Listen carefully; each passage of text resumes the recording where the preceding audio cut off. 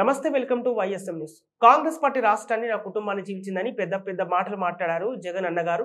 దేవుడే గుణపాఠం చెప్తారట. నిజానికి ఆంధ్ర రాష్ట్రం ఇలా అభివృద్ధి లేకుండా దయనీయ స్థితిలో ఉంది అంటే చంద్రబాబు జగన్ అన్నగారే. ఇవాళ వైఎస్ఆర్ కుటుంబం చీలింది అంటే అది చేతులారా చేసుకుని జగన్ అన్నగారే. దీనికి సాక్ష్యం దేవుడు, దీనికి సాక్ష్యం నా తల్లి వైఎస్ఆర్ భార్య విజయమ్మ, దీనికి సాక్ష్యం నా యావత్ కుటుంబం. జగన్ మోహన్ రెడ్డి గారి పార్టీ ఇబ్బందిలో ఉంటే 18 మంది రాజీనామాలు చేసి జగన్ అన్న గారి వైపు నిలబడితే అధికారంలోకి వచ్చాక మంత్రులు చేస్తా అన్నారు. ఇవాళ వాళ్ళలో ఎంతమంది మంత్రులుగా ఉన్నారు? వాళ్ళు రాజీనామాలు చేస్తే అమ్మ నేను వాళ్ళ కోసం తిరిగాం, వాళ్ళ గెలుపు కోసం పాటుపడ్డాం, వాళ్ళను గెలిపించాం. వైసీపీ కష్టాల్లో ఉందని నన్ను పాదయాత్ర చేయమన్నారు. నా ఇంటిని పిల్లలను పక్కన పెట్టి ఎండనక వారనక రోడ్ల మీదనే ఉన్నా. ఆ తర్వాత సమైక్య యాత్ర కోసం అడిగితే ప్రజల బాగు కోసమే కదా అని యాత్ర కూడా చేశా. తెలంగాణలో కూడా ఓదార్పు యాత్ర చేశా. ఎప్పుడు అడిగితే అప్పుడు మాట కూడా మాట్లాడకుండా అండగా నిలబడ్డా. ఎందుకు అని అడగకుండా, స్వలాభం చూడకుండా నిస్వార్థంగా ఏది అడిగితే అది చేశా. గత ఎన్నికల్లో బాయ్ బాయ్ బాబు అంటూ ఊరూరా తిరిగా. దేశంలోనే మిస్ట్ సక్సెస్ఫుల్ క్యాంపెయిన్ చేశా. మిమ్మల్ని గెలిపించా. జగన్మోహన్ రెడ్డి గారు ముఖ్యమంత్రి అయ్యారు. ఆ తర్వాత జగన్మోహన్ రెడ్డి గారు వేరే మనిషి మారిపోయారు. నాకు వ్యక్తిగతంగా అన్యాయం చేసినా కూడా పర్వాలేదు అనుకున్నాను, కానీ తాను మంచి ముఖ్యమంత్రి అయితే చాలు, వైఎస్ఆర్ పేరు ఆశయాలకు నిలబడితే చాలు అనుకున్నా. వైఎస్ఆర్ పేరు నిలబెడతాడు అనుకున్నా. ఈ 5 ఏళ్లలో ముఖ్యమంత్రితో సహా అందరూ బీజేపీకి బానిసలుగా మారారు.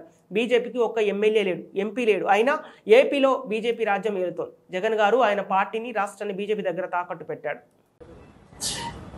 వేదిక మీద ముఖ్యమంత్రిగా ఉన్న జగనన్న గారు చేసిన వ్యాఖ్య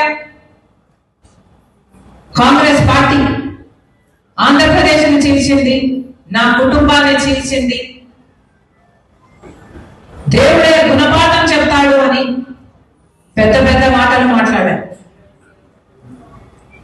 నిజానికి ఆంధ్రప్రదేశ్ రాష్ట్రం ఇలా అభివృద్ధి లేకుండా ఇంత దయనీయ స్థితిలో ఉంది అంటే దానికి కారణం ముందు 5 సంవత్సరాలు ముఖ్యమంత్రిగా ఉన్న చంద్రబాబు గారు, ఇప్పుడు 5 సంవత్సరాలు ముఖ్యమంత్రిగా ఉన్న జగనన్న గారు.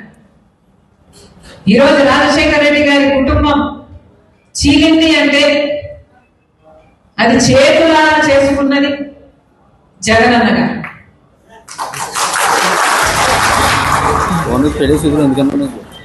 దీనికి సాక్ష్యం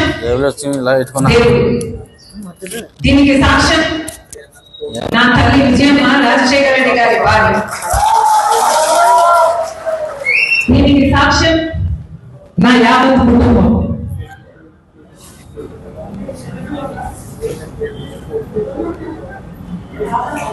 జగన్మోహన్ రెడ్డి గారి పార్టీ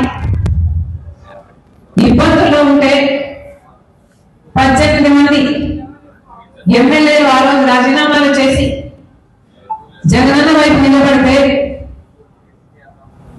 వాళ్ళను మంత్రులను చేస్తానన్నాడు జగన్.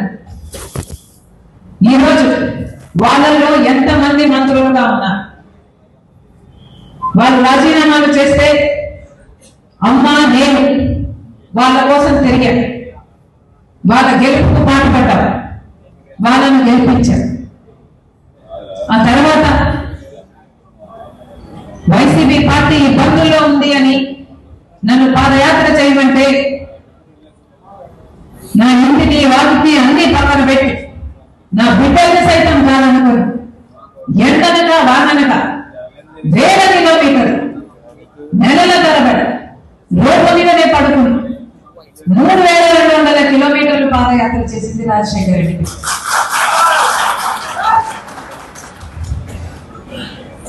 ఆ తర్వాత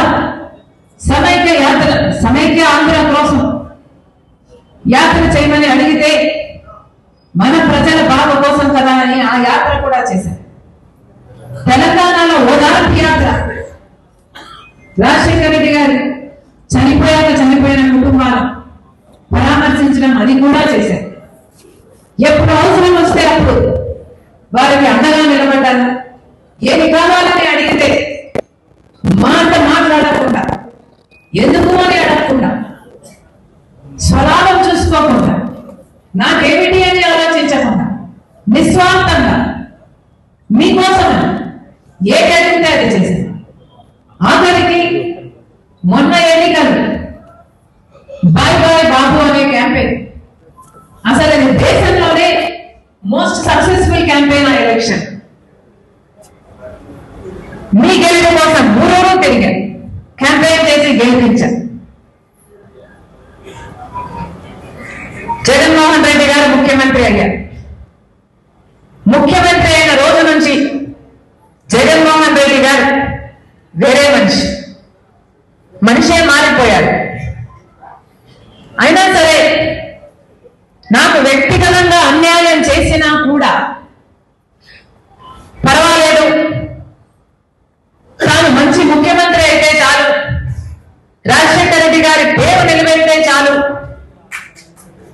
రాజశేఖర రెడ్డి గారి ఆశయాలను నిలబెడితే చాలు, ఆయన జోలికి వెళ్ళకూడదు అని, ఆయన నిజంగానే ప్రజలకు మేలు చేస్తాడు అని ఆశించాం. కానీ ఇప్పటికీ దాదాపు 5 సంవత్సరాలు చూశాను. ఈ 5 సంవత్సరాలలో జగన్మోహన్ రెడ్డి గారు, ఆయన పార్టీ, గెలిచిన ఎమ్మెల్యేలు, గెలిచిన ఎంపీలు మొత్తం అందరూ బీజేపీకి పార్టీకి బానిసలుగా మారారు.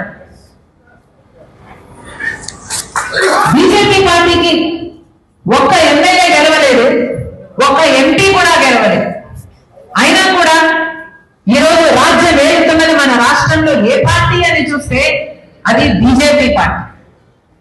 కారణం జగన్మోహన్ రెడ్డి గారు మొత్తం తన పార్టీనే కాదు, రాష్ట్రాన్ని కూడా బీజేపీ పార్టీకి బానిసలుగా చేశారు.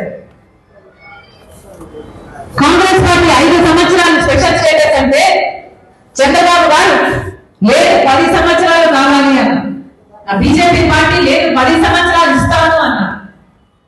బీజేపీ పార్టీ ఇదే విధానంతో ఎలక్షన్ లో కూడా వెళ్ళదు. అప్పుడు చంద్రబాబు గారు చెప్పిన మాట లేదు, స్పెషల్ స్టేటస్ 15 సంవత్సరాలు కావాలి అన్నారు. నేను స్పెషల్ స్టేటస్ కోసమే బీజేపీతో పొత్తు పెట్టుకుంటున్నానన్నాడు. పొత్తు పెట్టుకున్నాడు, గెలిచాడు, ముఖ్యమంత్రి అయ్యాడు చంద్రబాబు గారు. ఆఖరికి వాళ్ళు మంత్రి పదవులు ఇస్తే వాళ్ళ కేబినెట్ లో మంత్రులు కూడా అయ్యారు.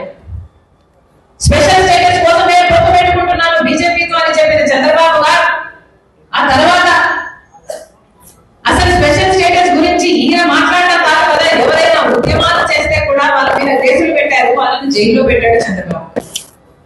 ఆ సమయంలో జగనన్న గారు ప్రతిపక్ష నాయకుడిగా ఉన్నాడు. ప్రతిరోజు స్పెషల్ స్టేటస్ కోసం ఉద్యమించారు. ప్రతిరోజు స్పెషల్ స్టేటస్ ఏమైంది అని చంద్రబాబు గారిని నిలదీశారు. ఎన్నో నిరాహార దీక్షలు కూడా చేశారు. ఆ రోజు జగనన్న చెప్పిన మాట, ముక్కుమ్మడిగా రాజీనామాలు చేద్దాం, ఎంపీలందరూ రాజీనామాలు చేద్దాం, స్పెషల్ స్టేటస్ ఎందుకు రాదో చూద్దాం, బీజేపీ ప్రభుత్వం స్పెషల్ స్టేటస్ ఎందుకు ఇవ్వాలో చూద్దాం అని టీడీపీకి సవాలు విసిరారు. ఆ తర్వాత జగనన్న గారు ముఖ్యమంత్రి అయ్యారు. జగనన్న గారు ముఖ్యమంత్రి అయిన తర్వాత ఒక్కసారి కూడా స్పెషల్ స్టేటస్ కోసం నిజమైన ఉద్యమమే చేసింది లేదు.